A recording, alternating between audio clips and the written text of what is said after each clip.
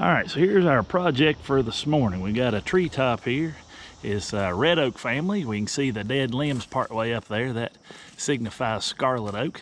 And we have a top you can see up there where it broke out. Well, it landed down here in the road, and the folks that live in the house cut enough of it up to get the car by. But today we're going to attempt to pull this top out of here, and we've got a whole pile of goodies to work with and a dozer with a winch.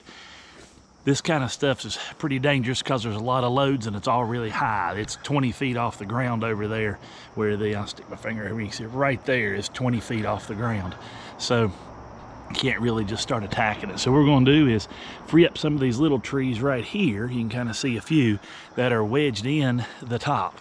So we're going to try to get those to where when we start pulling on it, they will break free and won't hang us up too badly. And I'll bring you back shortly.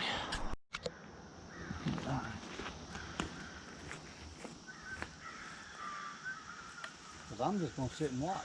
Good fun. We're gonna cut the bottom ones off or something? Yeah, I'm gonna get those ready to take out. We'll start with the one on the inside, the closest to the inside first.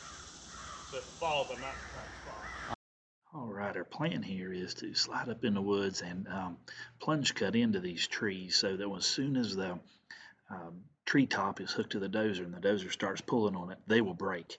But for right now, they'll be stable. So both sides of this tree, and you'll see a picture later how that works, is that both sides of that tree will be very supported during this time.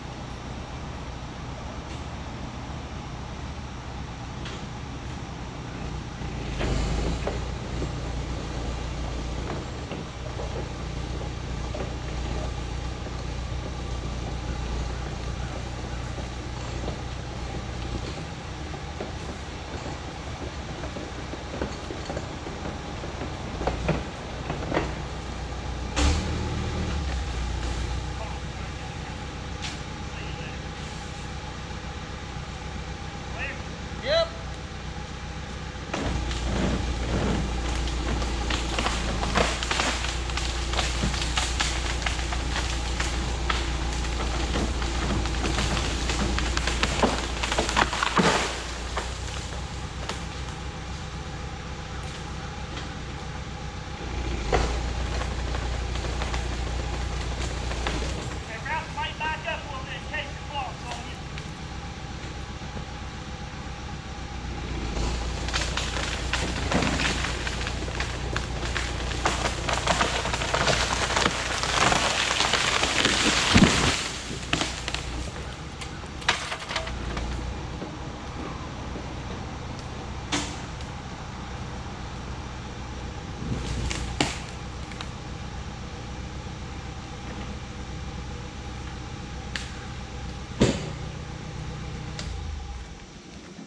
Pretty good. That'll work.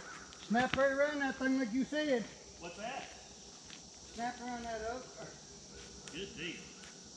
The way we like it. Wonderful. Now comes the work. That's right. The work begins.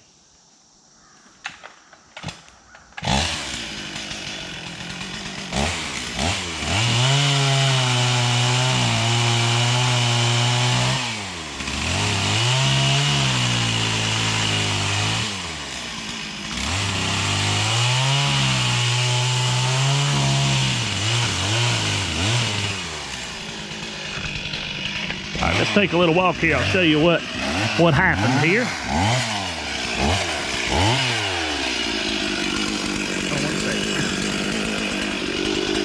All right, so what we did was we had two trees on this end that were stuck. The tree, it was all gobbed up in it. Here was the first one. We plunge cut into it so that it would fail when we pulled on it with a winch. The second tree, same thing, plunge cut right in the middle of it so that both sides would hold, won't pinch the bar, and that way when we go to pull it, it can't handle it and it breaks. But it's stable while we're in the middle of it. Now the other tree was this guy right up here, this white oak. It had a limb, lost track of where the limb was now, but it was a big dead limb hanging up in it, and it was on the other side. I've kind of banked on it breaking off so that we didn't have to plunge cut and compromise that little white oak, and it worked. So thankful for that. But if it hadn't worked, we'd just cut it, no big deal. But that way we, again, less time you're dealing with those kind of things, the better. So we end up getting pulled right out in the middle of the road. The Dozer eased it right out there for us. Now we're going to process it into firewood length stuff, take the excavator with the thumb on it, load it up in the truck, and then we get all this mess cleaned up. We're going to fell the rest of that big tree right there and drop him out in the road so we can work him up real easy. I'll bring you back for some of that. All right, here we are getting ready to work this tree up now.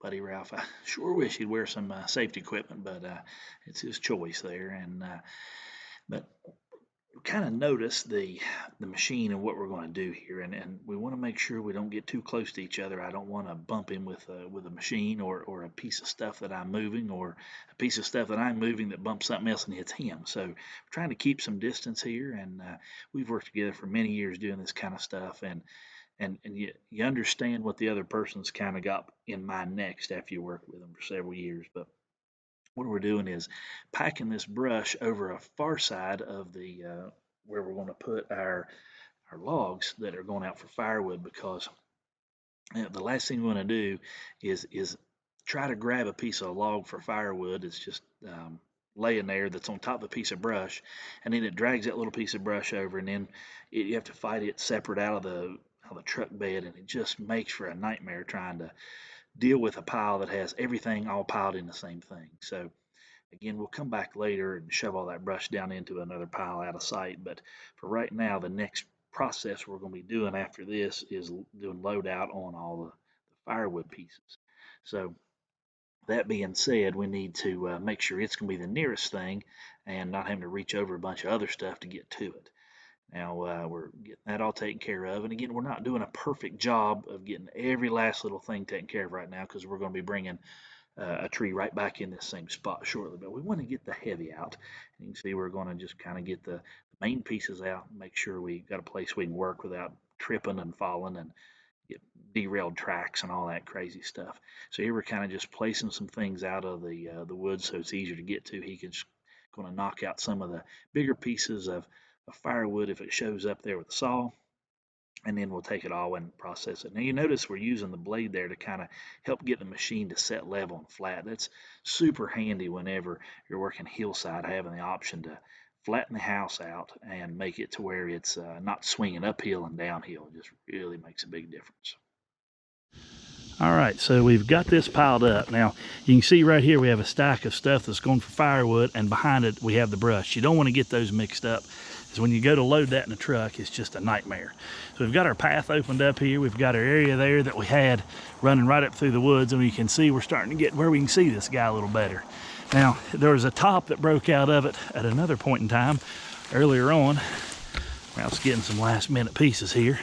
On up here, you can see this top that came out, big old limb where it broke out, and it is wedged tight between this little white oak and that red oak and the ground out there.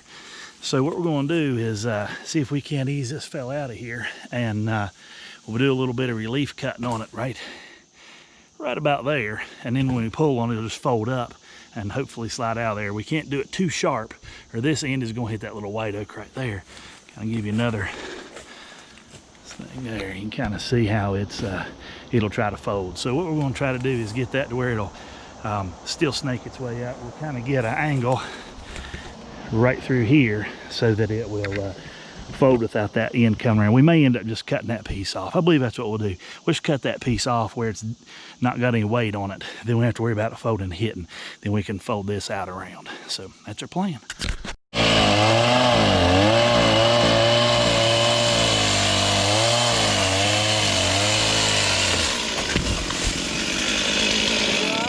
Perfect. Perfect.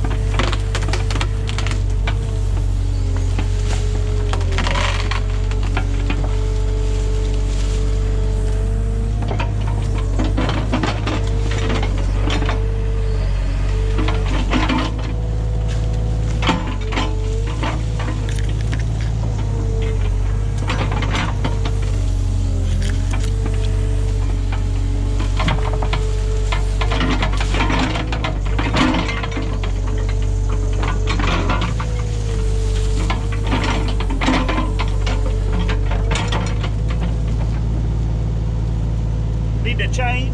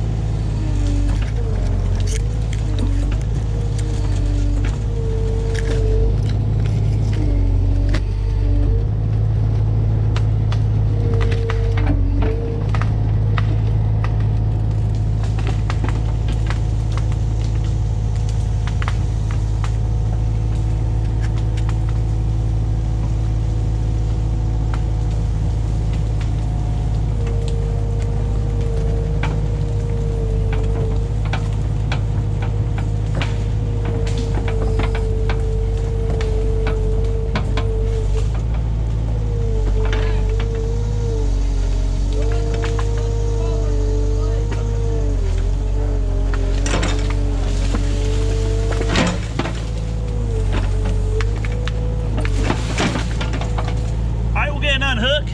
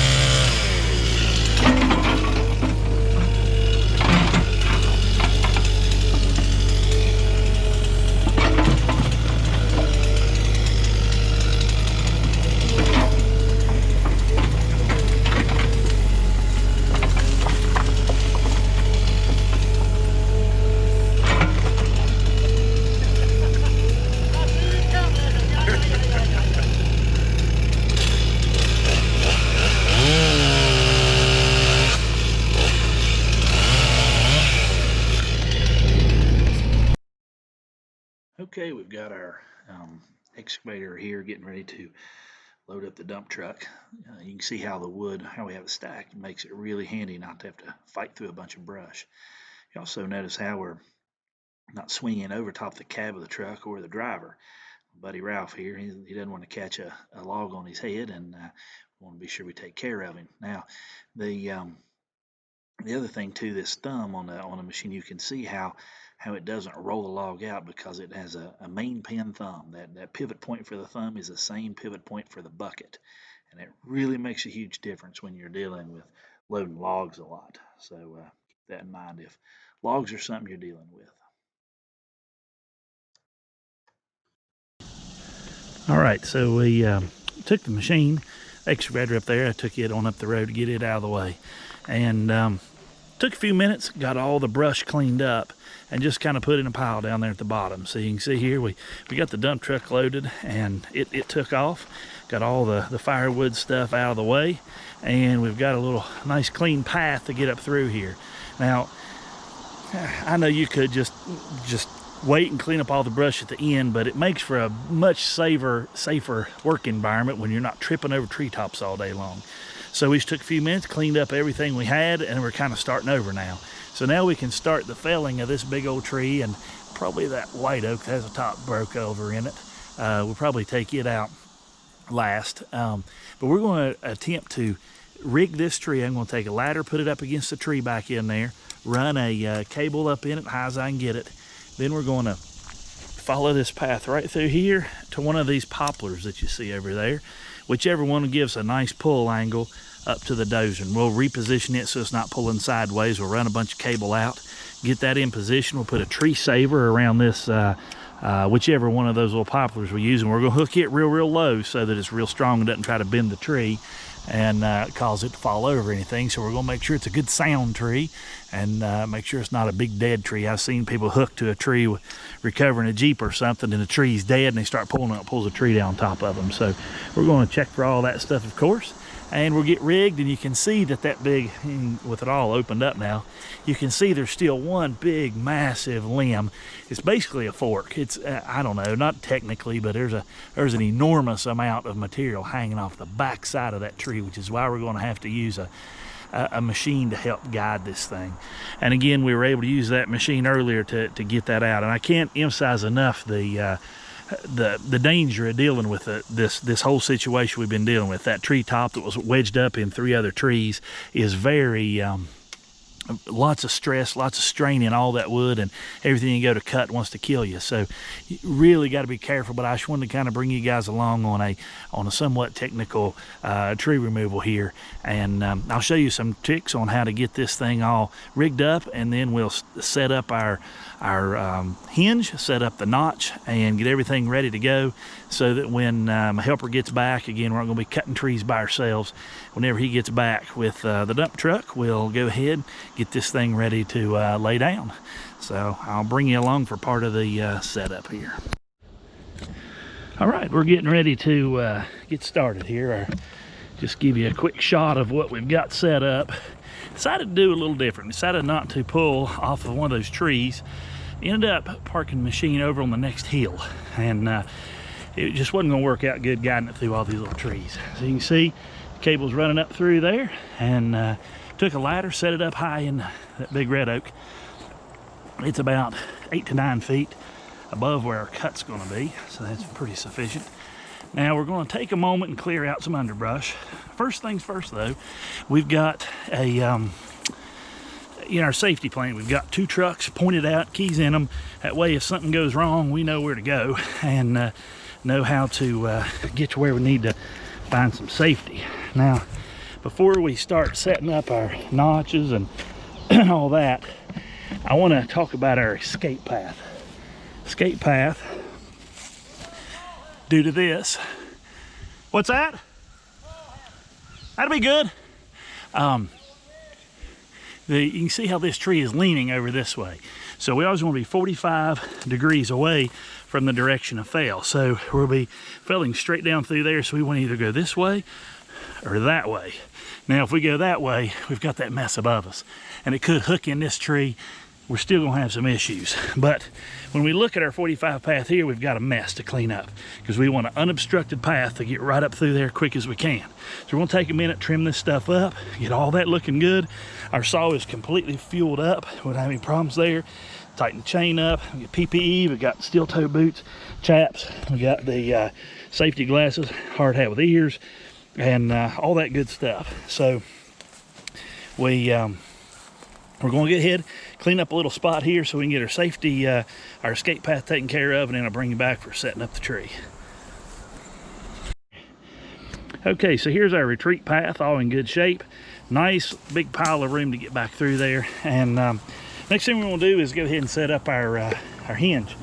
Now, our hinge is going to be the place where the tree can close up and allow it to fall. Now, if we're cutting on flat ground, we'd want that thing to be just right at 90 degrees worth of open, and that way it'll pop off the stump right before it hits the ground, because the stump will be right up off the ground a little bit. Now, what we're going to do is, since this is downhill a little bit, we're going to still hold that 90, because we don't need to maintain control of it in those last handful of degrees, because there's a pretty good area this is going to be laying down in. If it shifts a little, that's fine. We're not real worried about it.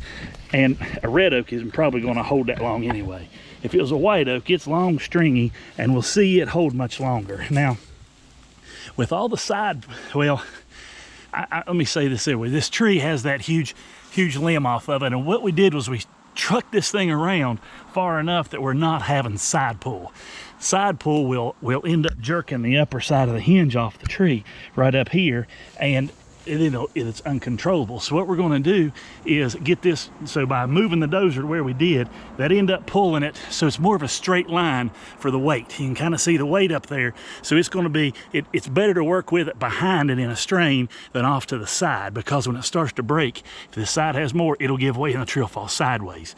Definitely don't want that to happen. So this will help us for our weight, and the tree has a little bit of lean this way, so it's not quite as exaggerated as we're maybe making it out to be, that extra weight up there, but it's still gonna be something to deal with.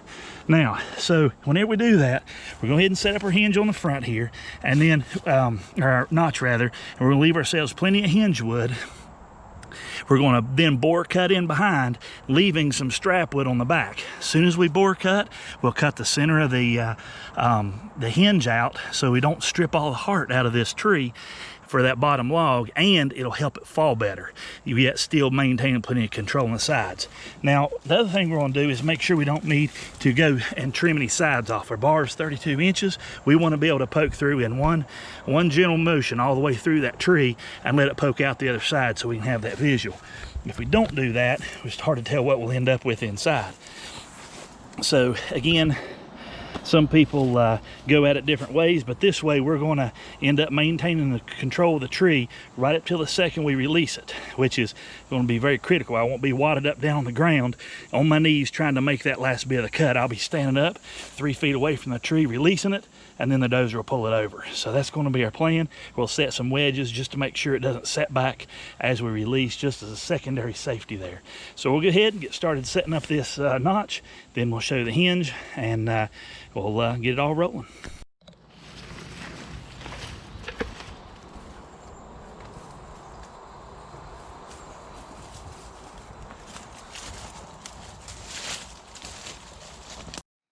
Okay, we're going to get in position here, get everything started. You'll see us using these lineup sights here.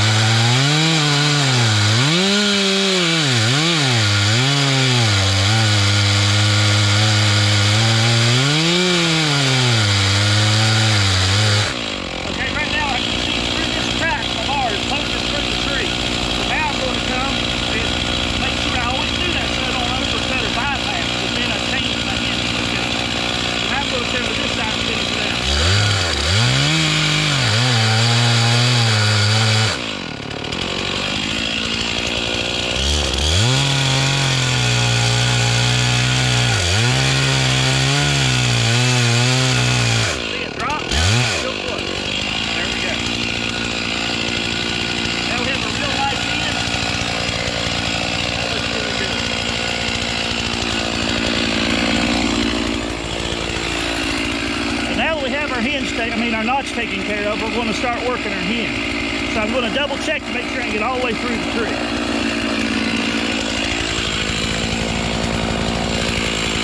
Looking through my bumper spikes and making sure the tip will still come out, and it will. Now when I bore, I'm going to go ahead and bore a little bit back from where I want it to be. That way I can always trim up. It's really hard to put the wood back, but it's easy to take some more. I'm also going to be at the same level as the hinge point is going to be in the point of my knot. Another thing I want to talk about real quick when bore cutting, see these rivets right here, I'm going to enter in the attack corner of this until my rivets disappear. When they disappear, I'm going to straighten out and push it in. You'll notice the angle here.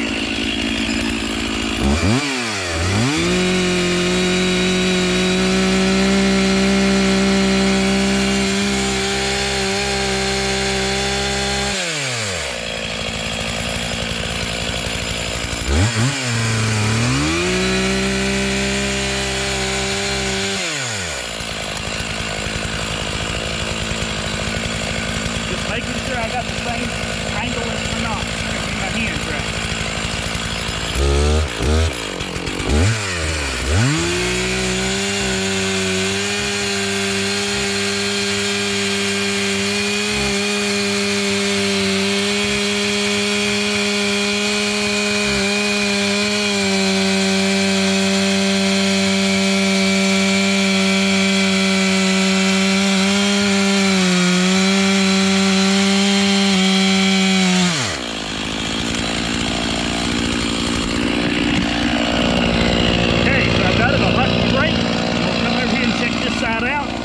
Now you can see how much saw we have, so now we're good. Now we're going, so if we'd have poked out over here, we'd been too close. So this will give us plenty of room to fine tune that. You'll see me coming back and forth, making sure I take my time. This is the most critical part right here, getting this right.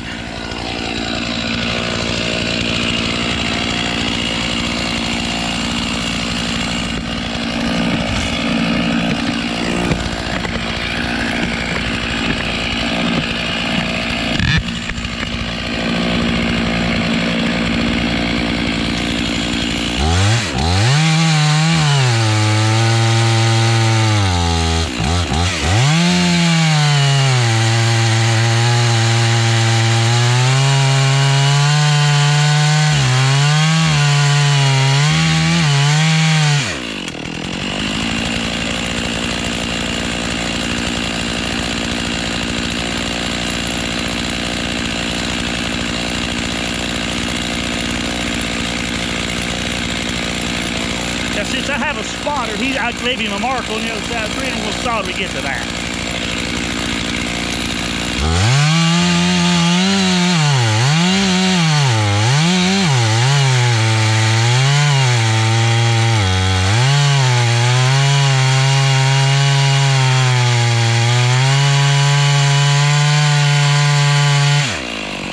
All right, now we've got our line established. So now what I'm going to do, I'm going to back cut out to set up my strap wood on the back of the tree.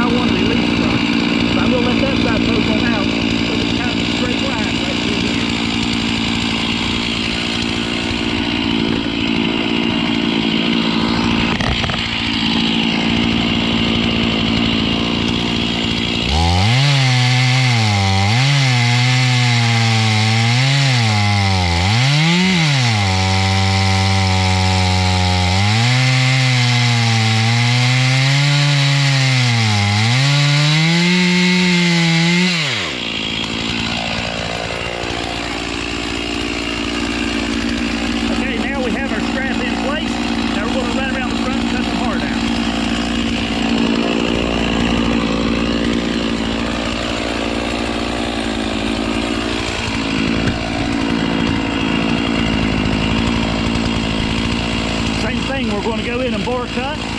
We're going to remove this area right here is all we're going to take out.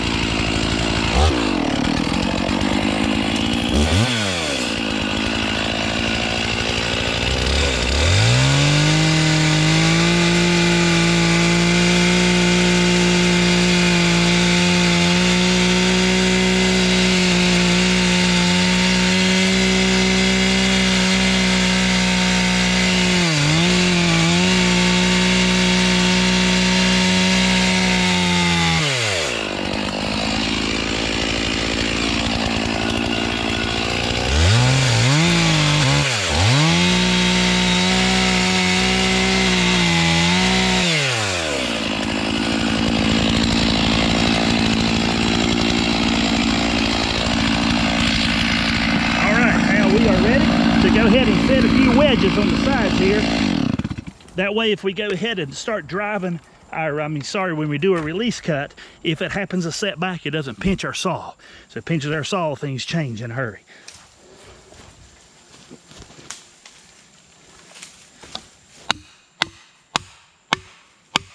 There's a hammer on the floor. This will work. Oh, still laying there, man. Forget it.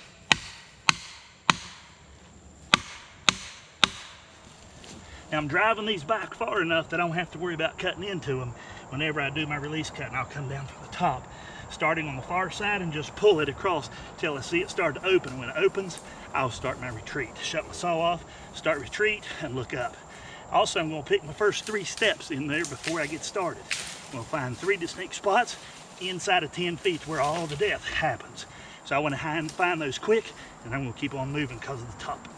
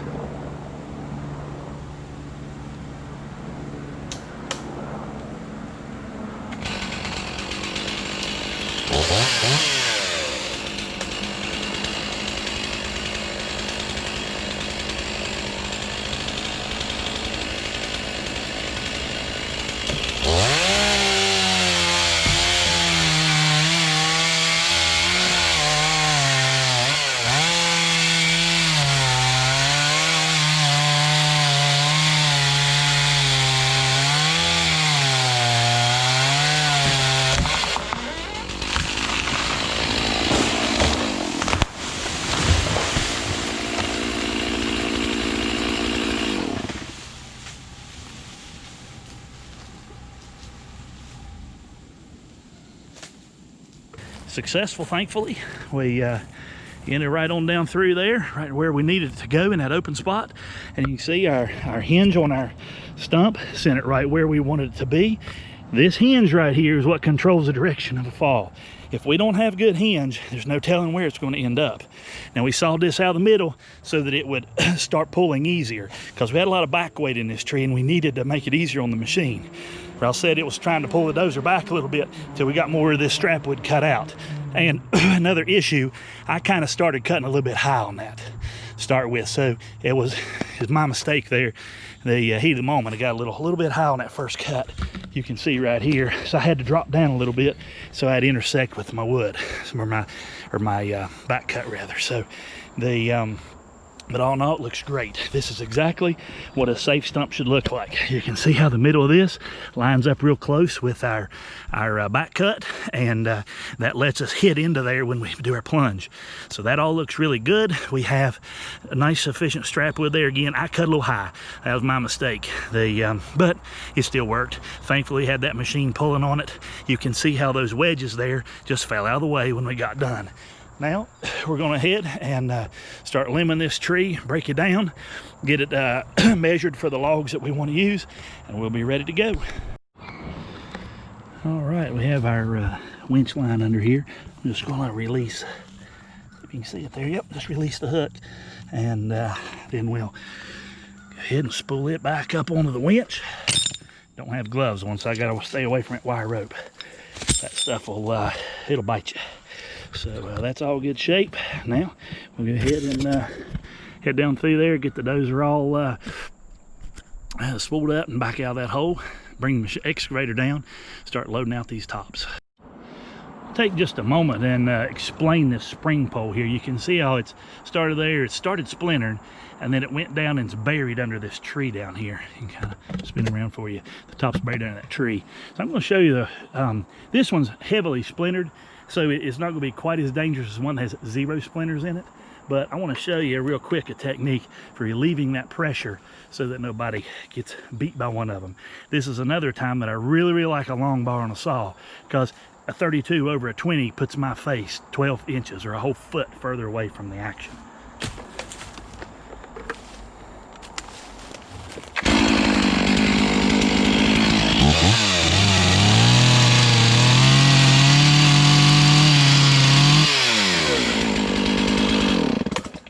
You can see how as soon as it got released, it smacked straight up in the air. If you're not suspecting that thing, it'll take a chin right off your shoulders.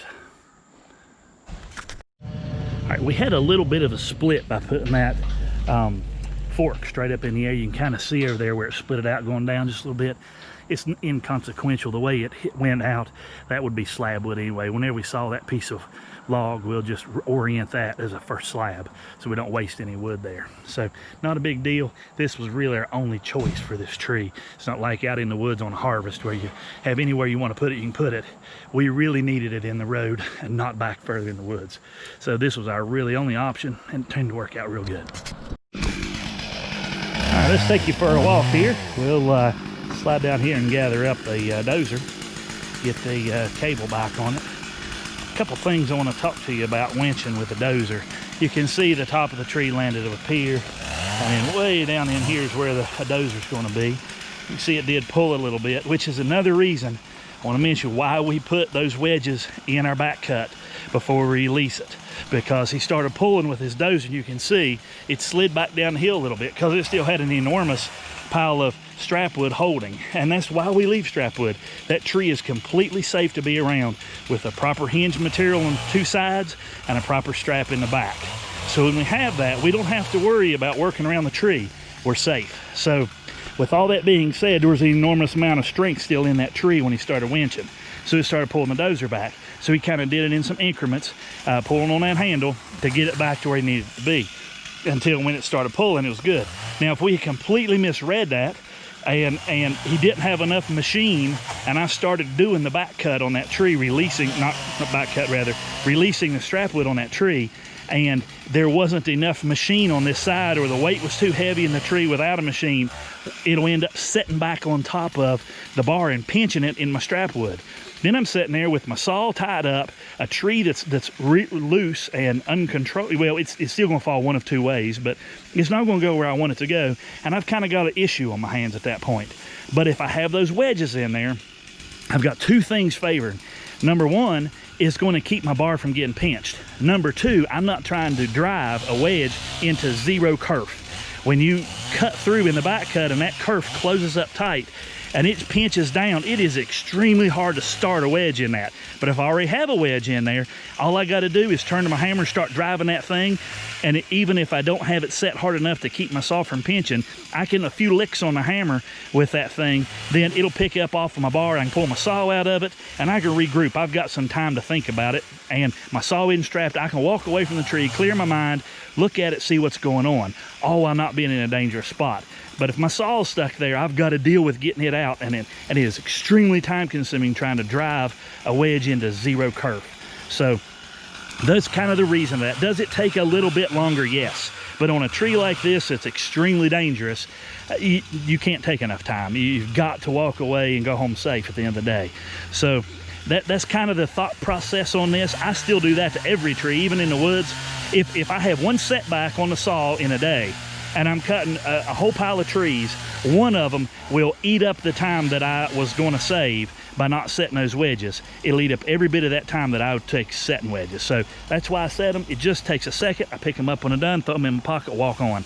It's just a huge time saver. And at the end of the day, time's money.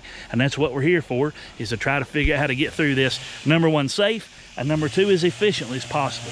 So anyway, I'm going to bring you along on winching this thing or recovering all this cable back onto our drum. Now you'll notice we have a few wraps on here. I don't ever like to have less than about 3 wraps. some different winch manufacturers say different things, and you can see it's kind of piling up on one side because that's where the winch was pulling on. It's no big deal. Well, it'll straighten itself out as it goes. What I like to do though is make sure it's not all bunching up on one side and bear drum over here. You can kind of turn the dozer a little bit and get it to go one way or another.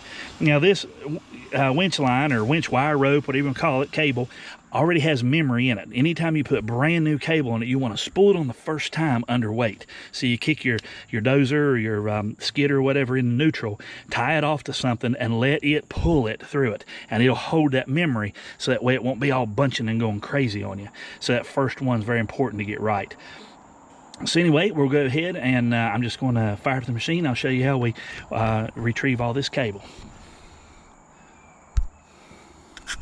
While I'm climbing up here, this is a 650G John Deere dozer, built in the mid to late 90s.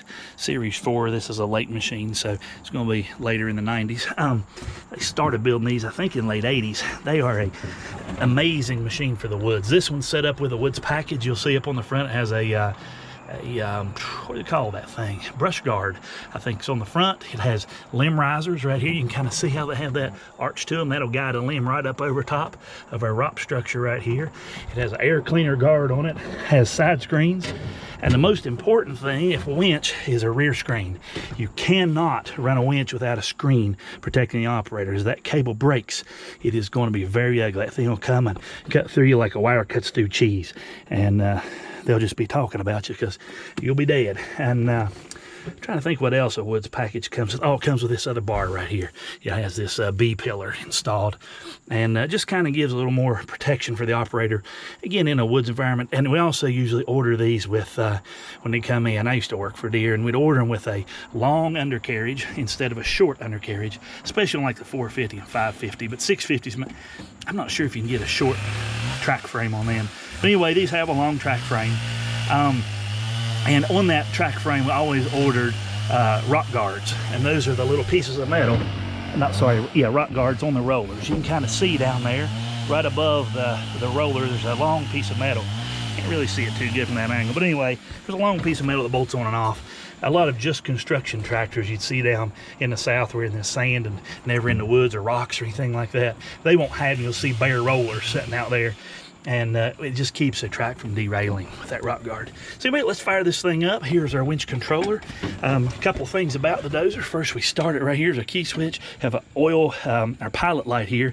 That tells our charge pressure. If we don't have charge pressure, nothing in our transmission is going to work, and our winch doesn't work either. So we have, of course, engine water temperature, oil pressure gauge, trans oil temp, fuel, lights. That's an injection for ether if you're starting.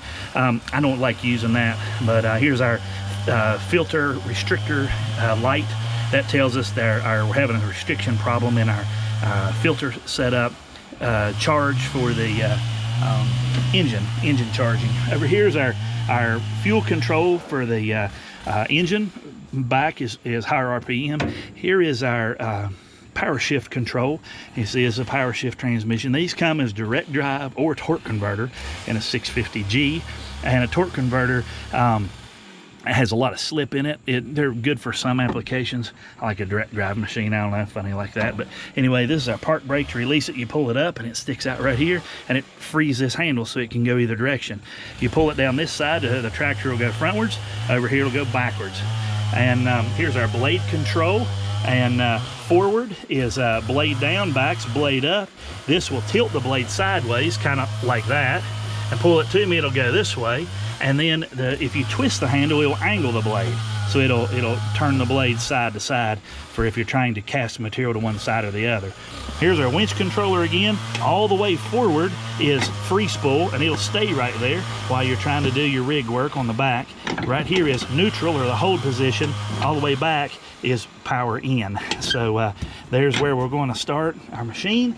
And I think that takes care of all the knobs. And there's a couple pedals down here on the ground. This is on a direct drive machine. This is a D-clutch pedal. You push this pedal down, it's just like pushing a clutch pedal in on a truck with a manual transmission. It will stop the machine from moving. This one is a decelerator, and it is pretty interesting in that except that it's different than an accelerator, like on a truck. If you push it, it gives it gas. This one, when you push it, it takes the engine to idle. So you can see here, it's kind of far down, and when I pull the throttle back, I'll get it down a better angle. When I pull the throttle back, you'll see it. All right, there's forward. See, it's all the way down. And then when I push, I'm sorry, I lost screen. When I pull the handle back to give it more fuel, you'll see that thing rise up. So now it gives it more travel. So if I'm going long and I want to slow down real slow, I'll push my decelerator, and then I will push my D-clutch, and that will very slowly, effortlessly stop the tractor from moving. And then this big pedal here in the middle is a brake, and it doesn't have any pressure on it until the machine started. Now these two levers are how it steers. This one will turn it to the left, this one will turn it to the right, and I usually run it with my left hand. I usually run, and get back where you can see, I'll run the steering and the transmission control left hand, all the time leaving my hand on the blade control for the right hand. So that's kind of how this thing gets operated. Change direction over here, steer, and if you need a hold on a hill, you can decelerate, push the brake pedal down while you may have to change a gear or something. You're maybe in a tight spot, so you have some ways to hold this machine still. And again, I've said tractor, I want to explain that. This is a crawler tractor. These started out, the first, what we hear being called bulldozers, commonly started out as farm tractors, and they would put a crawler set of tracks on them, and as John Deere did with a BO. It was a B-size tractor, orchard, meaning it sat real low to the ground and compact. And the Lindemann brothers, I think it was out of Yakima, Washington, would take those BO Lindemans and order no wheels, and I don't even think they put final drives on them, and they would cast their own final drives and track frames them out under them. And then you had a BO Lindemann crawler, and they were built for farming in places where you needed more I guess flotation, so you didn't sink down in the mud. And a bigger track footprint on the ground would give you a lower ground pressure, and it would kind of walk across a soft spot better than a wheel type machine would. And then, you know, as time went forward, somebody put a blade on one and said, oh my goodness, this thing is awesome. I can push dirt and trees and all kinds of stuff. And here we are today with crawler tractors with a bulldozer attachment on them. So that's kind of what we've got. Now let's fire this thing up. And all right, so we're going to start it up. Again, we saw our light go out, so that means we have our charged pressure. Now our parking brake stuff will work, our winch will work. And we're going to go ahead and wind this thing up, all the while watching our drum down there, make sure it doesn't feel crooked. Hope you can see it through that wire. Let me run you over here. There you go. All right, you can see I'm still piling up on one side. So what I'm going to do, I'm going to turn the tractor just a little bit, the dozer, and now I'm going to raise my blade. Release the park brake, holding my brake pedal so it doesn't start drifting. And then I'm going to just going to put it in reverse, but I'm going to, you can see I'm going to use this option here of D-clutch. I'm going to put it in reverse.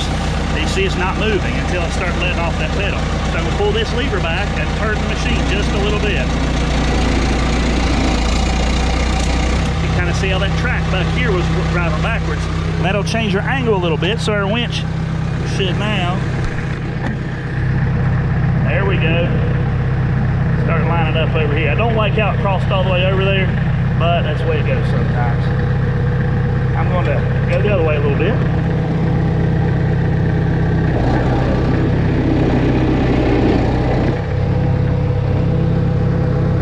Kind of get that happy medium spot there.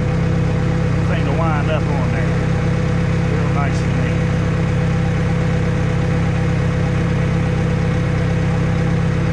The way that thing crossed all the way over, sometimes it'll put a bad spot in it. So we won't be pulling too heavy stuff till we fix that.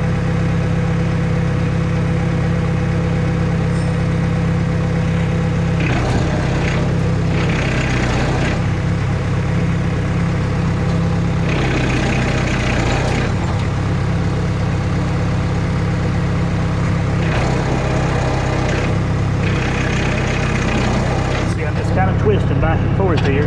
Letting that thing wind back up real nice and neat on there.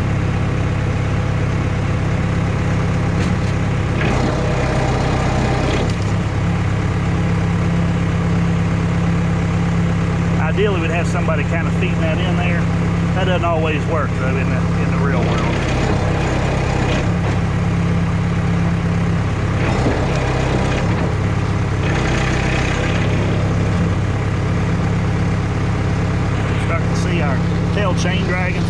up there. Not sure if you can see it.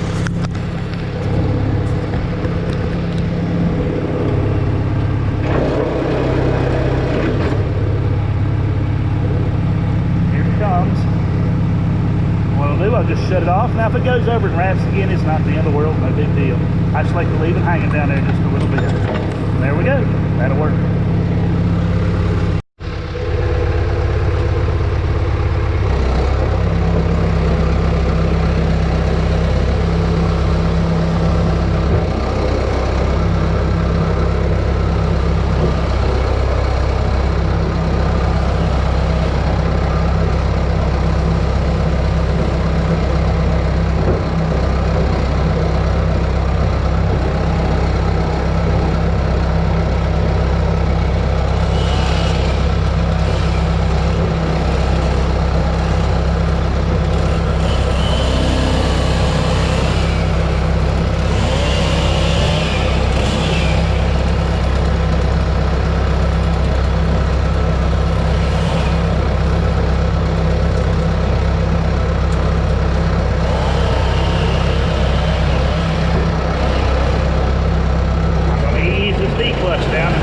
The accelerator so the machine doesn't smack down when I come up over onto this little bench here, the road bench.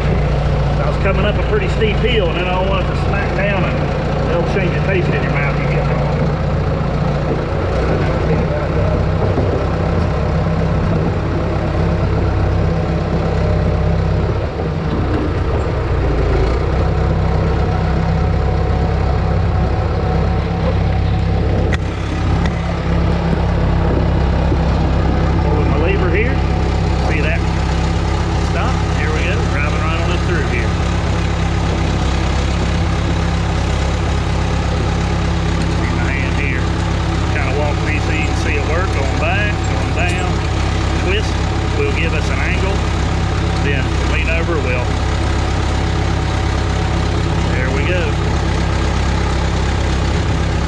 Twist it so that it gives me a little extra room down this side of the machine so I can drive the excavator past without too much trouble.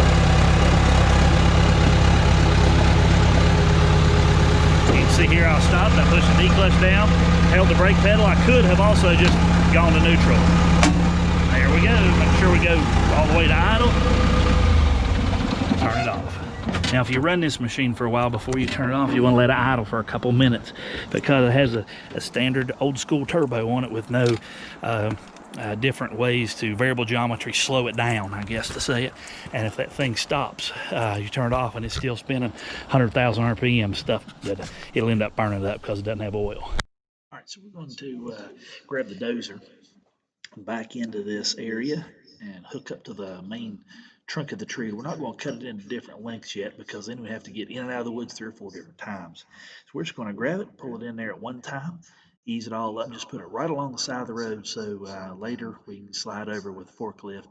After we get there with the forklift, we'll measure it out, buck it to the lengths we need, then fork it right onto the trailer and haul it off to the mill. Okay, good morning folks. We've got a red oak here from the job the other day. I'll kind of let you look around what that all looks like. There's where the stump is. We kind of got everything cleaned up through there. There's the road all dressed back up, all the brush cleaned up, and we made a pile way down over the hill there. And so we're ready today to go ahead and haul these logs out. We ended up getting a just pounding rain as I was tracking the dozer back out, and so we ended up couldn't get that log out of there that evening. So here we're back, and I'm going to explain a couple of things. The request for length on these logs that the boards will be going into is 8'6". It gives you 8-foot log with a little dab of cleanup. Now on the butt log, that's the bottom one, you can see it's got some taper in there, and excuse me, and you see some fiber pull right here, and this is from our hinge, and you can see the stump up there, a little dab of fiber pull left on it, and that's exactly what you're looking for. Now in a production job we would have cut those whiskers off, keep somebody from getting on them right then, because there'd been other people around it, but there was nobody around that anymore. So I'll trim them off here in just a minute before we leave in case somebody's hiking through the woods and falls on it, they don't get impaled. But what we have is the fiber pool is out of the stump will be up in here a little bit. So the longest one I saw up there is about 6 inches or so. So I'm going to allow an extra 6 inches so we don't end up with a board with a tip sticking out of it. And we'll still have a little bit of room for cleanup if there is one a little longer than 6. So the bottom log I'm going to make 9 feet and all the rest 8'6". And as short as the logs are, that little bit of sweep in the log out through there, you can see a little dab of sweep, it won't be an issue. Where the log's going to break, it should be fine. We can work that out. So anyway, I'm going to set up and show you a trick here on how to keep your bar from pinching on a big old log that you don't have a lot of control over on the ground. So I'm going to set up and get started. Okay, the saw we're using today is 461. Stihl has a 32-inch light bar with carbide chain on it. It has a much longer life than standard chain. Still cuts pretty quick.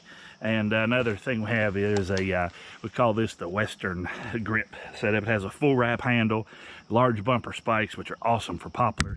Even has a little mud flat back here for the sawdust. So it also has a roller chain catch instead of little aluminum flimsy pieces that standard setup comes with. But anyway, I really like these. The only downside is they're a little bit tricky to put a bar on and off because this getting the bar clamp is a little tricky to access there. But it's to me it's well worth it, being able to cut up, having a good spot to hold your hand if you're doing a notch from a bad side of a tree. Or that's the only place you can do it. Now you can get on the good side and still do it. Also run a long bar, a couple reasons. Number one, these longer trees like this one, when we cut them down, when we plunge cut, we want to see the bar come out the other side, and this allows us to do that. Also, it helps us keep in better position all day while we're working. I'm well over 6 foot tall, and reaching down to the ground is a thing that'll kill my back the fastest running saw. But if I'm able to stand up nice and straight and tall in position the whole time, and I can still get to the ground, you can see the tip of my bar, I hope. Let me back up. You can see the tip of my bar is right near the ground, and I'm standing perfectly straight up and down. So that extra foot long over a 20-inch bar really makes it easier to get a longer day in before you start having fatigue, and then just keep working with fatigue, accidents start happening, or not accidents, but hate to use the word accidents because it's all bad decisions, but injuries aren't as likely. So anyway, I'm going to fire this thing up and get started and show you a trick.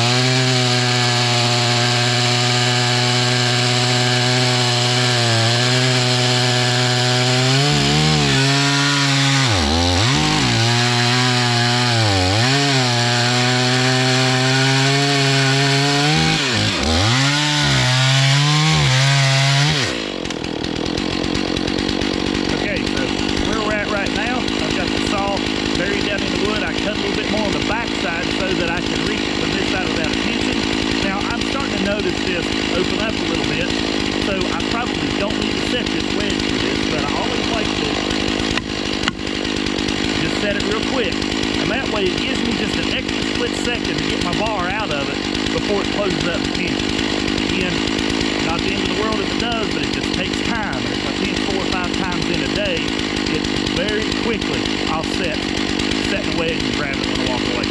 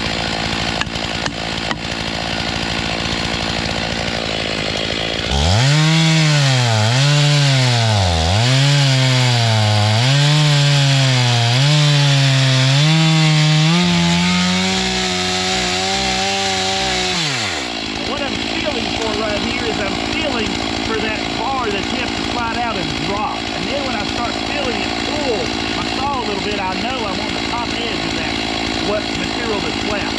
That way I'm not sticking too far out down in the dirt, and I'm not leaving any of the back side of that tree untouched. This is one of those things you have to kind of feel for, and the more you do it, the more you see it. Again, another reason I like Dolmar, I'm in a really good position to stand up here doing that wheel.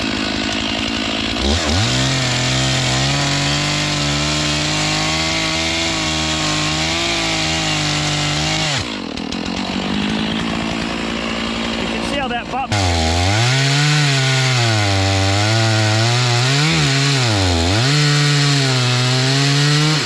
Another benefit of the long bar is, on some of those cuts, a 20-inch bar wouldn't reach through, so I'd have to cut from this side, jump over the tree, and cut from the downhill side, or start on the downhill side would be preferred. Finish out on the uphill side. That's a lot of working back and forth. It just takes a lot more time.